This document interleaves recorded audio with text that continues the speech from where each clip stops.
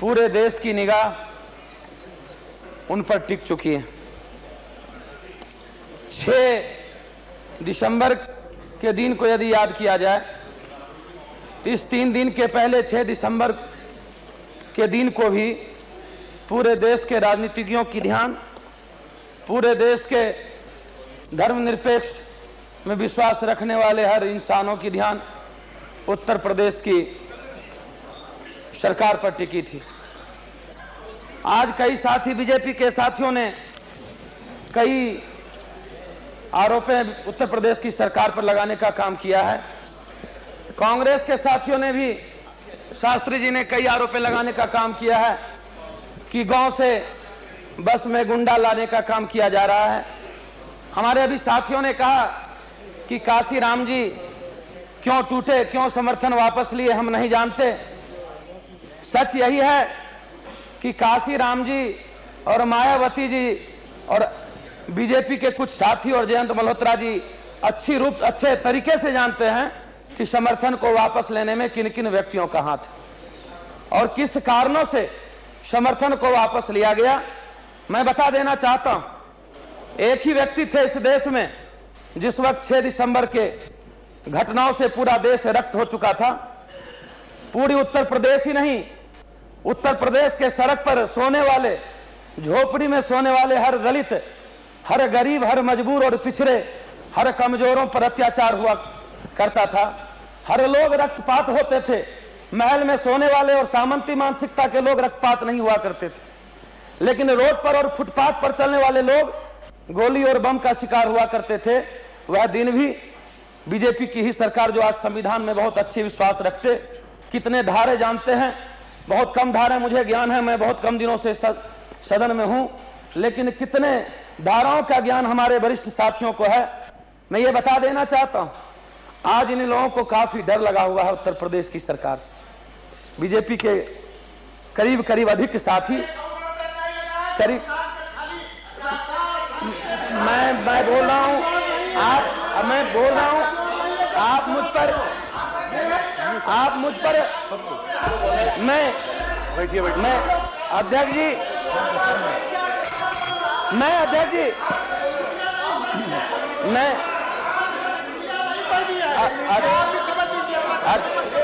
अध्यक्ष जी, बीजेपी के अध्यक्ष जी, बीजेपी के साथियों ने और हमारे नेताओं ने, बीजेपी के नेताओं ने गुंडा तक और अपराधी तक मुख्यमंत्री जी को कहा। हम बीच में उठकर बोलने का काम नहीं किए, हम चुपचाप सुनते रहे और हमें जब मौका मिला तो हम अपनी बात रख रहे हैं।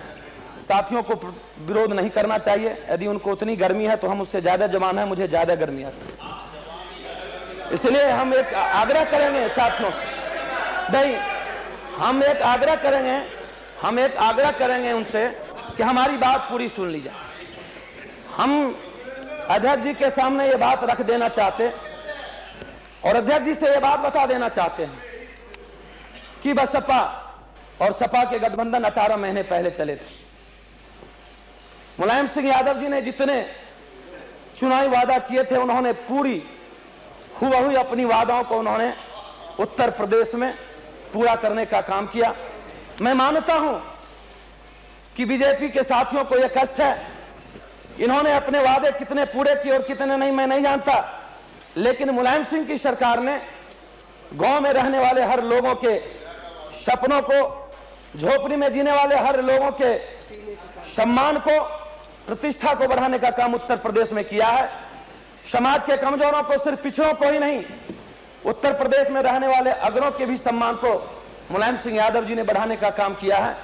यदि आज यहां दलितों के प्रति ज्यादा चिंता है तो आज कुछ दिन, 4 से 5 दिन पहले बीजेपी के एक सांसद ने, काशी राम जी जो अपने को नेता कहते हैं दलित के, उन पर लाठी नहीं हाथ से मारने के लिए तैयार हो गए। उनके नेता पर जब मारने तैयार हुए तो उस दिन इनको दलितों की चिंता नहीं थी, लेकिन आज दलितों की चिंता हो गई। मैं आपसे जानना चाहता हूं आज इनको कहां से दलितों की चिंता इतनी हो गई। और आज बीजेपी के हमारे माननीय नेताओं ने दलितों को मुख्यमंत्री बनाने का सपना देख रहे हैं। मैं आज एक बात बता देना चाहता हूं, कुछ देर पहले मैं भी टीवी पर सुना, कि 25 एमएलए उत्तर प्रदेश में BSP B BSP are Raj Bahadur, मतलब 25 एमएलए ने, जिसको स्पीकर साहब ने भी घोषणा कर दी कि यह एक बीएसपी बी एक पार्टी बन गई और उन्हें 25 एमएलए का समर्थन मिल गया। मैं नहीं जानता अब इन्हें कितनी चिंता है। कुछ दिन पहले जिला परिषद के चुनाव हुए, हमारे नेता विरोधी दल बोल रहे थे, कुछ दिन पहले हम बहुत अस्थिर से सुन रहे थे। आज भी हमारे नेता अडवाणी जी बोल रहे थे, हम भी सुन रहे थे। जिला परिषद के चुनाव हुए, पंचायत राज का चुनाव हुआ और 3-4 विधानसभा का चुनाव हुआ। आप देख लें, यदि इतने ही गुंडागर्दी मुलायम सिंह में भरी हुई है, इतने ही उत्तर प्रदेश के सरकार में अपराधी तत्व ढुके हुए हैं, मैं आपसे जानना चाहता हूं, मैं शरद भाई से क्या पूछूं, हमारे नेता रह चुके हैं और हैं, मैं उनसे पूछने की बात नहीं करता हूं। मैं बता देना चाहता हूं कि 4 विधानसभा के चुनाव हुए थे, 4 में 3 समाजवादी पार्टी जीती और एक बीजेपी जीतने का काम किया, वो भी 800 वोट से। और उस जगह जहां पर 80,000 ब्राह्मण, 40,000 राजपूतों का वोट था। मैं ये बता देना चाहता हूं, जो इनकी दावा है, मैं ये जात की बात नहीं करना चाहता अध्यक्ष जी, लेकिन इनकी जो दावा है, ये जो दावा करते और ये अपने को, अपनी मानसिकता को, बिल्कुल बीजेपी के लोगों ने दलित और पिछड़े या कमजोर मुसलमानों की मानसिकता इनकी नहीं है, या इनकी जो मानसिकता है कि मैं अगनों की बात करने वाली और जातिवादी और स्वर्णवादी विरोधी शब्द बोलने वाले काशी जी और माया जी, जो पूरे देश में आग उगलने का काम करते हैं, जिसे जातिवादी छोड़ करके दूसरा शब्द नहीं आता, आज किस रूप से उन्हें आज गठबंधन के रूप में 5 दिन पहले काशी जी को गाली देने का काम करते हैं और 5 दिन उनके माया में फंस करके सरकार बनाने का काम करते हैं। मैं आपसे आग्रह सुना अध्यक्ष महोदय, मैं काशीराम पप्पू जी को थोड़ा शायद जानकारी नहीं है मेरे बारे में। मैं काशीराम को आप हाँ तनि सुन लो, न कभी गाली देने का काम किया और न काशीराम को नाम ही नहीं बोला। अरे भाई ये अपना और न कभी मैं उनको बहुत हद तक उनके नीतियों को समर्थन के हमारे नेता माननीय अडवाणी जी ने कहा है कि बीएसपी के नीतियों से मेरा विरोध है, तो हम लोगों का उनके नीतियों पर विरोध है। और यह बात आप लोगों को लगता हो कि बीएसपी के नीतियों से केवल सरकार बनाने के नाम पर और राजनीतिक लाभ लेने के नाम पर हम लोग समर्थन करने जा रहे हैं, तो यह बात साफ साफ सुन लीजिए। थोड़ा एक मिनट तनि सुन लो, लड्डू नाम हम लोग यह बात अडवाणी जी हमारे नेता ने साफ साफ यह बात कर दिया कि उसके नीतियों से विरोध है और किसी भी राजनीतिक लाभ के लिए हम लोग इस सरकार को समर्थन नहीं करने जा रहे हैं। यह बात एक थोड़ी बात सुन लिया जाए, आप बड़े विद्वान है, बड़े थोड़ा हम लोगों को भी सुनने का अध्यक्ष महोदय, यह बात मेरी जरूर दर्ज होनी चाहिए। काशीराम के नीतियों का मेरा विरोध है, ठीक है, ठीक, काशीराम के नीतियों का मेरा विरोध रहेगा और उस नीतियों का मेरा कोई समर्थन नहीं। मैं एक बात की और बहुत महत्वपूर्ण बात की और आपका ध्यान आकृष्ट करना, लखनऊ के लड्डू में वो महत्वपूर्ण सवाल ये है कि सारे लोग कह रहे हैं यहाँ पर बैठे कि 3000 लोग स्टेट गेस्ट हाउस में आकर के एमएलए के साथ दुर्व्यवहार किया। Let us make it little brief, please. जी मैं उन बिंदु को सिर्फ संक्षेप में सर, मैं उन बिंदु को सिर्फ छूना चाहता हूं। मैं उन बिंदु को बता देना चाहता हूं सर, जिससे सदन गुमराह ना हो। मैं ये कह देना चाहता हूं, इनमें जितने साथी थे, ना हम वहां गए थे, ना कांग्रेस के कोई साथी वहां गए थे और ना बीजेपी के कोई साथी वहां गए थे। अखबार के द्वारा हमें भी जानकारी है, टीवी के द्वारा हमें भी जानकारी है। मैं मानता हूं कि प्रधानमंत्री जी और गृह मंत्री महोदय को उनके सीबीआई, उनके मीडिया के द्वारा उन्हें जानकारी बहुत कुछ की होगी, लेकिन जो अखबार के माध्यम से जानकारी होकर के सदन को गुमराह किया जा रहा है, यदि यह सच है कि वहां गुंडे आकर के एमएलओ के साथ वहां के किसी मायावती जी के साथ अपमानित करने का काम किया है। तो क्या यह भी सत्य है अखबार के माध्यम से कि आज मायावती जी ने कहा है कि जनता दल हमें सपोर्ट करती है, सीपीआई के साथी हमें सपोर्ट करती है, कांग्रेस हमें सपोर्ट करती है? क्या यह भी सत्य है? यदि ये सत्य नहीं है तो कौन सी बात सत्य है? ये सत्य नहीं है तो क्या वो सत्य हो सकता है? मैं आपसे पूछना चाहता हूं, मैं आपसे जानना चाहता हूं। यदि ये सत्य नहीं है तो ये मैं आपसे जानना चाहता हूं। और यहां हमारे साथी बैठे हैं, हम इसीलिए आपके बीच अपनी भावनाओं से अपनी बात रखना चाहते कि किसी मुख्यमंत्री को, किसी प्रधानमंत्री को, किसी नेताओं को हम अपराधी कह दें, गुंडा कह दें। नहीं, ऐसा नहीं जी, नहीं। साथियों ने कहने का काम किया, मुख्यमंत्रियों को अपराधी कहने का काम किया है अध्यक्ष महोदय, और हम चुप बैठे रहे। ठीक है, अगर आप अगर चाहते हैं वो रिकॉर्ड पे रहे तो और बात है। नहीं, ऐसा कहा जी नहीं, मैं बात बता देना चाहता हूं। दूसरी बात मैं ये कह देना चाहता हूं, यदि ये पेपर में ये बात आई है कि उनके साथियों को जबरन मारा पीटा गया, तो 25 आदमी आज कैसे अलग दल बना लिए? और मैं ये भी आपके माध्यम से बता देना चाहता हूं, जिस तरह इनको लग रहा है कि मेरी पूरी की पूरी वोट गायब हो गई, बीजेपी में ज्यादा हाउस में हमारे उत्तर प्रदेश के साथी यहां बैठे हैं, और लग रहा है कि आगे ये सरकार बनाने वाले नहीं।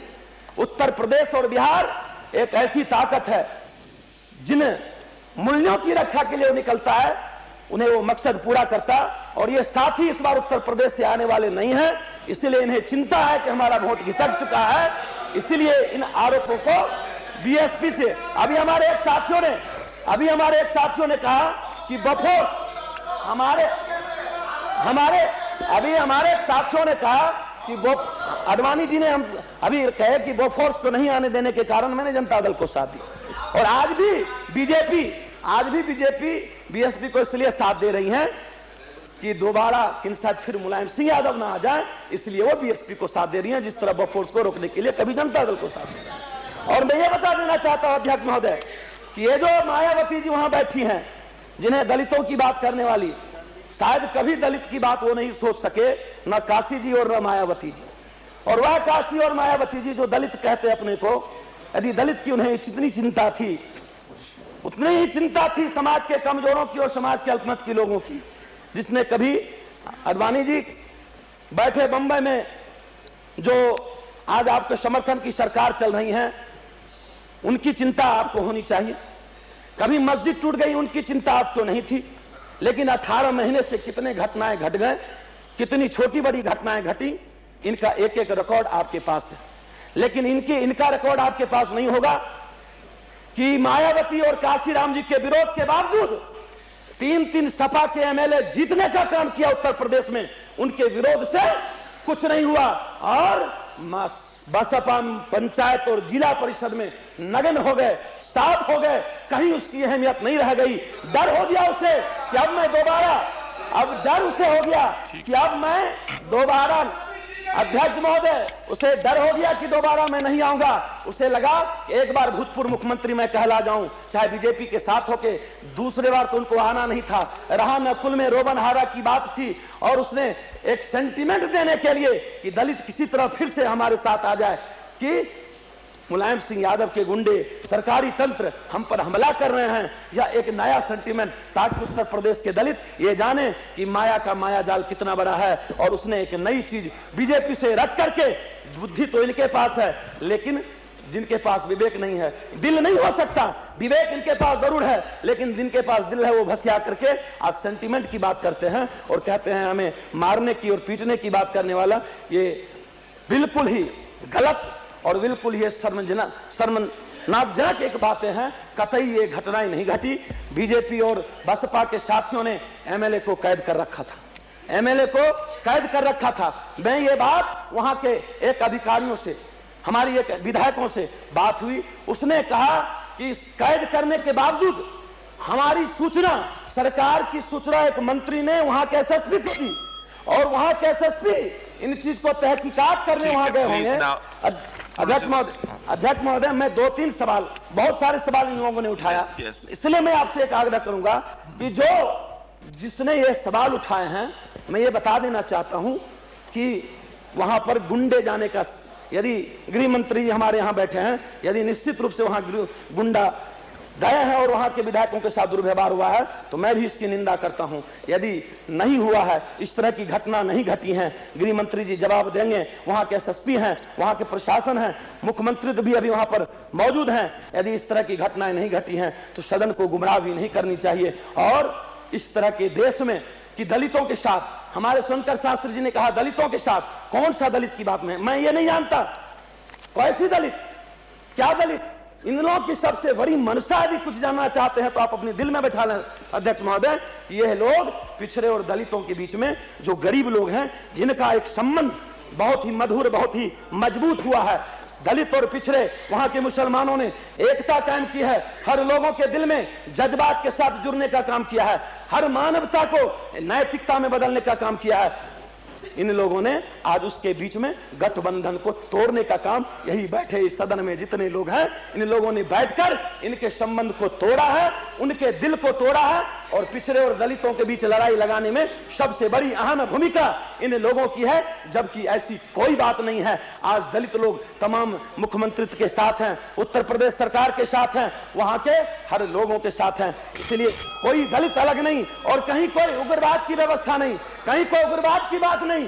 पूरे के पूरे उत्तर प्रदेश अमन चैन, मैं मानता हूं छोटी मोटी घटनाएं सरकार की होती रहती है, मैं मानता हूं हर प्रदेश में, चाहे बिहार हो, बहुत लंबा हो रहा है। आप देखिए, अच्छा मैं 1-2 मिनट में अपनी बात सुन, 2 मिनट में मैं एक बात मानता हूं, मैं 2 मिनट में अपनी बात सुन, इसलिए मैं एक आग्रह करूंगा कि सुख समृद्धि की ओर जो सरकार चल रही है, जो बढ़ रही है उत्तर प्रदेश, उसको आगे बढ़ने दिया जाए। एक नई धर्मनिरपेक्षता की ताकत को जिसने देश में एक रोशनी दी थी, कभी धर्मनिरपेक्षता की ताकत को जिसने रक्तपात होने से बचाया था, रक्तपात के विरुद्ध किसने लड़ाई लड़ी थी, तो उस वक्त 4-5 लोग थे इस देश में, उसमें एक वह भी व्यक्ति थे जिसने लड़ने का काम किया था, उनको बढ़ने दिया जाए। और अंत में बिहार में एक घटनाएं घटी है, उसके प्रति मैं आपकी ध्यान आकृष्ट करना चाहूंगा।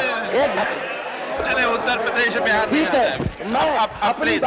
मैं अपनी बात समाप्त करने के पहले अध्यक्ष महोदय से आग्रह करूंगा कि आइंदा किसी ऐसे संसद भवन में जहां पर बिल्कुल एक मर्यादित भाषाएं का प्रयोग होता है, वहां किसी को अपराधी, किसी को गुंडा, किसी सरकार को इस तरह की भाषाएं नहीं होनी चाहिए। किसी व्यक्ति को नहीं कहा है, सरकार को जरूर कहा है। अगर आप अगर रिकॉर्ड पे ला रहे हैं तो आपकी बात है। नहीं अध्यक्ष जी, मैं आपको बता देना चाहता हूँ हमारे, इसलिए मैं अपनी बात गुंडा शब्द का प्रयोग नहीं हुआ, उसी कॉन्टेक्स्ट में हुआ जैसे हमारे सदस्य ने अनुभव के आधार पर गैंगस्टरिज्म का शब्द प्रयोग किया।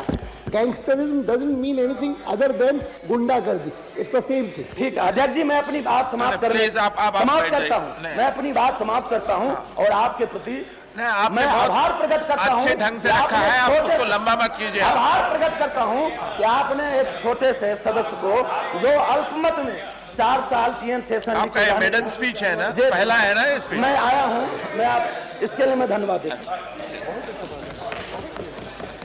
अध्यक्ष जी